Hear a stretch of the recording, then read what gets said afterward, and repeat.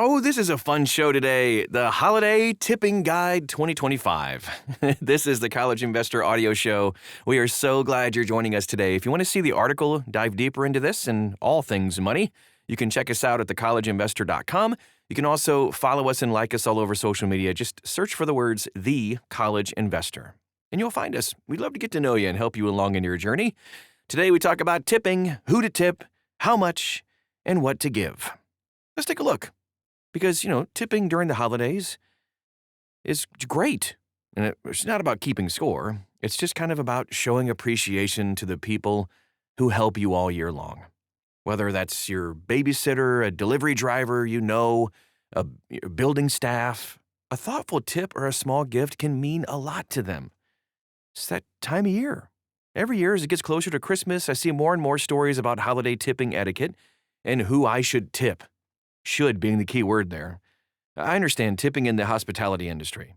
For example, waiters make most of their money on tips, for sure, and they have an established custom on what to tip. I don't always agree, and if the service was poor, I tend to tip less, and if the service was great, I tip more.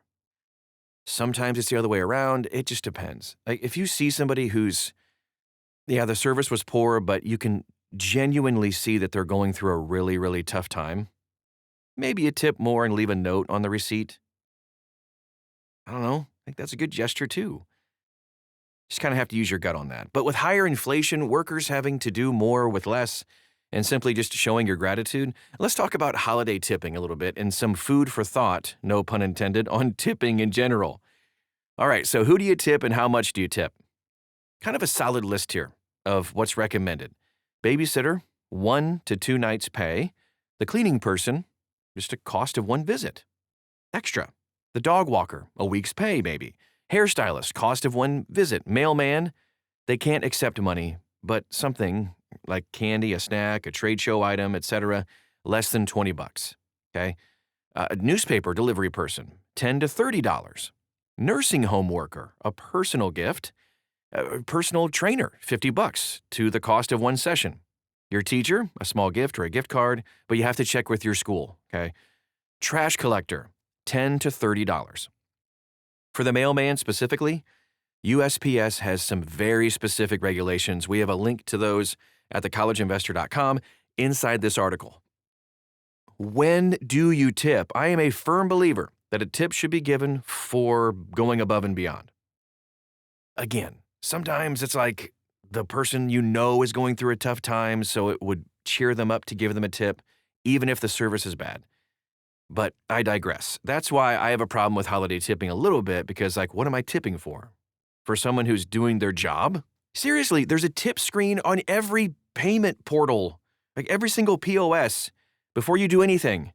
There's a question they're going to ask you, and it's for a tip, but you didn't even really do anything. You put ice cream in a cup.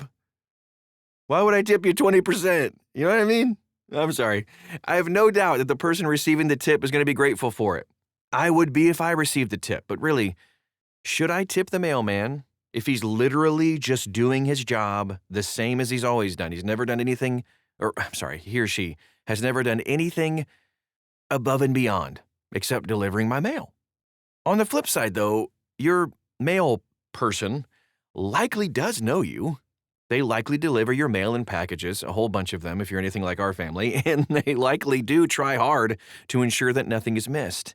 You likely have a regular mail person on your route, and likely a regular backup as well.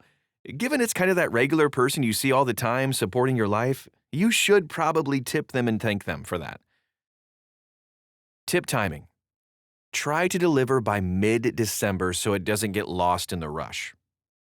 So what about other delivery drivers? Because the days of only USPS delivering your mail and packages every day are long gone. Most houses get a slew of deliveries from all kinds of different people. USPS, UPS, FedEx, Amazon, the list goes on. So you'll also likely have random couriers that are side hustling, like Amazon or Instacart. What do you do about these delivery drivers? If you can, tip them in the app. Remember, these people are out there side hustling for Christmas, for real. And if that's not possible, Inside the app, you could consider leaving out a basket of water or treats for them to take as they deliver. A Visa gift card is probably the safest bet when you're talking about leaving a tip. Here are some quick rules before you give anything, though. Know the limits because federal and local employees often can't accept cash.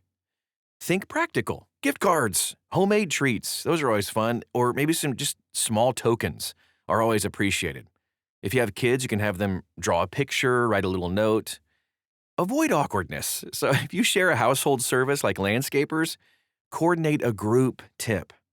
And then keep it simple. Like I said, use your kids to handwrite a card with kind words. That often matters just as much as the money would. The bottom line, holiday tipping is often just about gratitude, not guilt. A modest amount, a thoughtful card, a genuine thank you can brighten someone's season, and it can brighten yours too. You never know what people are going through. If you have any holiday tipping advice, please drop us a line on social media. You can follow us and like us and all the things at The College Investor. Search for those words, connect with us. We'd love to get to know you and get your advice as well on holiday tipping. Just have some fun with it. Thanks so much for stopping by today, and we'll talk to you again real soon.